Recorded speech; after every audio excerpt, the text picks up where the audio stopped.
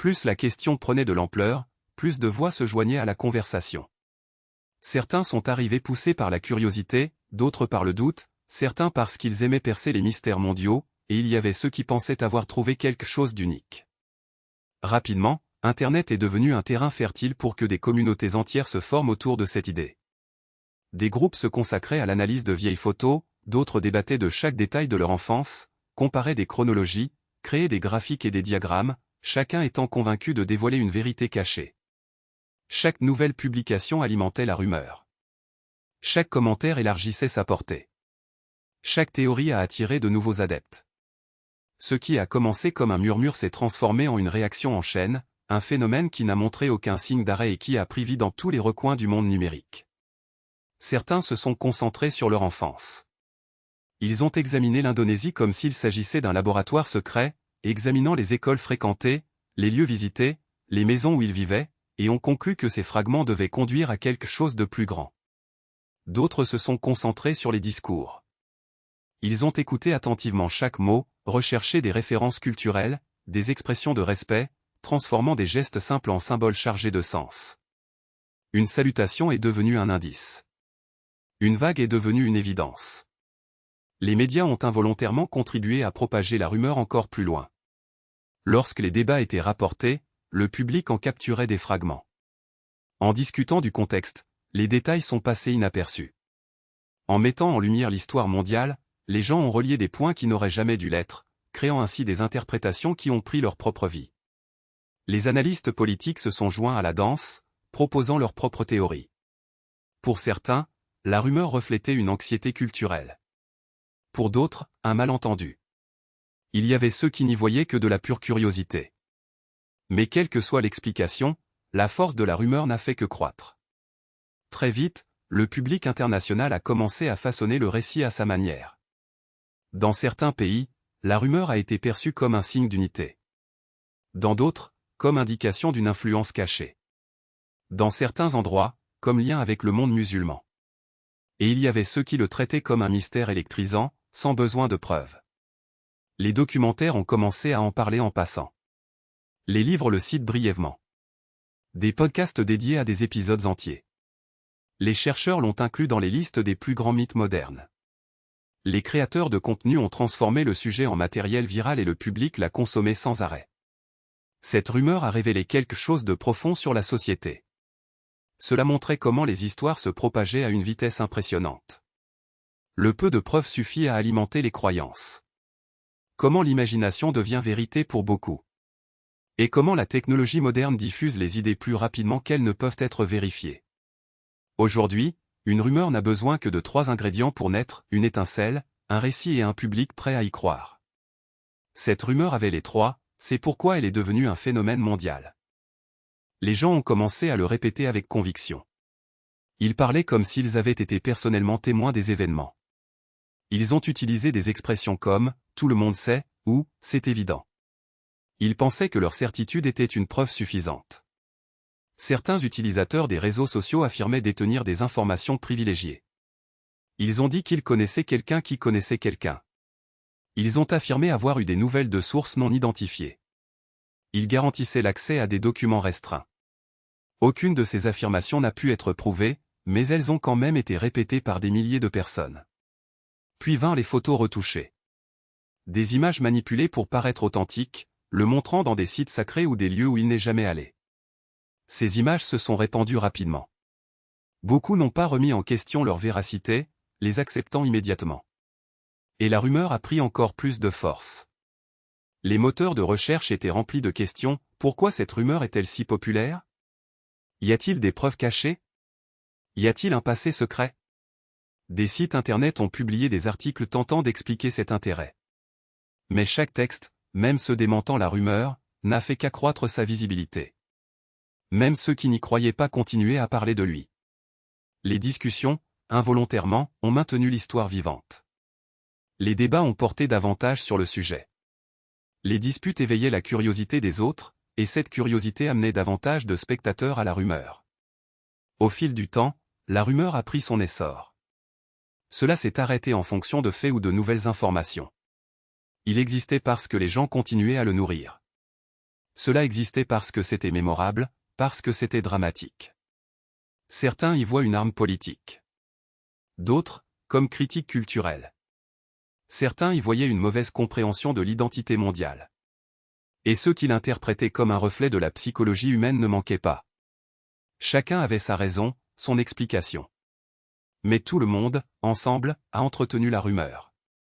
L'idée est devenue plus forte que la vérité. Et quand cela arrive, les idées deviennent des mythes. Des mythes qui traversent les générations, qui survivent aux événements qui les ont inspirés, qui fascinent des millions de personnes. Ce mythe persiste car il touche à des émotions profondes. Il répond au désir d'histoires secrètes, d'histoires cachées, de théories du complot, de liens culturels. Ces désirs maintiennent le récit vivant. Aujourd'hui, les gens recherchent encore de nouveaux angles, de nouveaux détails, de nouveaux signes. Même sans origine confirmée, même si elle est née de malentendus, même si elle a grandi par exagération, l'histoire reste ferme. Le monde aime les récits qui suggèrent des secrets. Il aime les histoires impliquant des lieux sacrés. Et la Mecque est l'un des lieux les plus sacrés de la planète. Associer n'importe quelle personnalité mondiale à la Mecque génère un intérêt instantané, attire l'attention et provoque des réactions émotionnelles. C'est pourquoi la rumeur survit.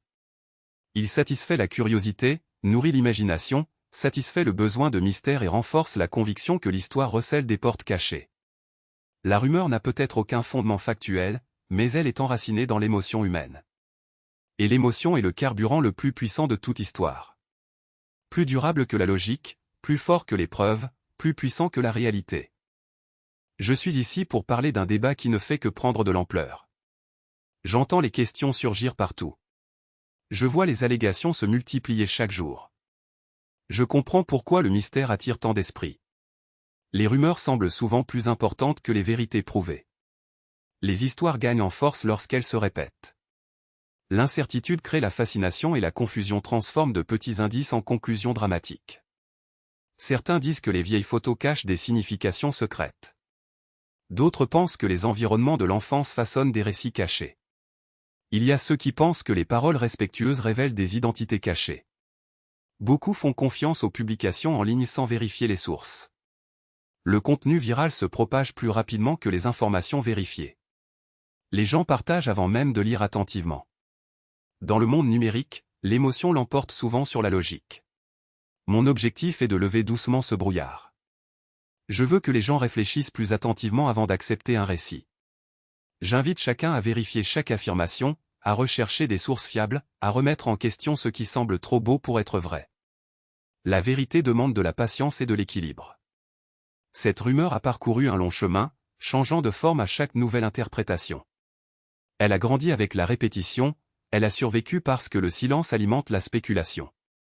Aujourd'hui, je mets en lumière ce silence. Aujourd'hui, je conteste le mythe avec des arguments calmes. Aujourd'hui, j'invite tout le monde à une réflexion plus approfondie. Je continue de parler parce que beaucoup ont encore des doutes. Je continue car la rumeur insiste pour ne pas disparaître. Je continue parce que la clarté demande de la persévérance. J'ai vu cette histoire se réinventer année après année, mois après mois, semaine après semaine. Chaque jour arrive une nouvelle version éditée, un titre exagéré, un clip déformé. Je comprends pourquoi les gens restent curieux, il est naturel de chercher des réponses lorsque quelque chose semble incomplet. Le mystère s'étend lorsque le silence entoure les événements ordinaires. Mais il y a quelque chose que je dois expliquer, les rumeurs prospèrent lorsque la peur de l'inconnu domine. Ils grandissent lorsque les questions restent sans réponse. Ils survivent lorsque les émotions parlent plus fort que les faits. Les gens recherchent des significations cachées, voient des secrets là où il n'y a que des gestes simples, relient des points qui n'ont aucun rapport. Ils s'appuient trop facilement sur des voix dramatiques. J'ai vu circuler les théories les plus absurdes. Certains inventent des chronologies de voyages impossibles. D'autres mentionnent des messages cryptés dans des endroits improbables. Il y a ceux qui revendiquent des liens spirituels sans aucun fondement. Il y a ceux qui donnent un sens aux actions quotidiennes. Aucun d'entre eux n'est soutenu par des fondations vérifiables. Je vous demande d'évaluer attentivement les informations. Vérifiez les sources avant d'accepter une déclaration. Analysez les motivations derrière les récits sensationnalistes. Demandez-vous, à qui profite cette histoire? De nombreuses plateformes et créateurs de contenu façonnent leurs idées pour choquer et capter l'attention. Ils utilisent les émotions comme appât, créent du suspense pour maintenir le débat vivant, amplifient la spéculation pour accroître l'engagement. Ils présentent rarement des perspectives équilibrées. J'aborde ces normes pour une raison simple, la vérité mérite un examen équitable. Cela nécessite du calme et non des hypothèses émotionnelles. Elle tient bon lorsque les faits guident la conversation. Les lieux sacrés méritent le respect et non des interprétations déformées. Ils symbolisent l'unité de milliards de personnes, reliant les cultures et les croyances.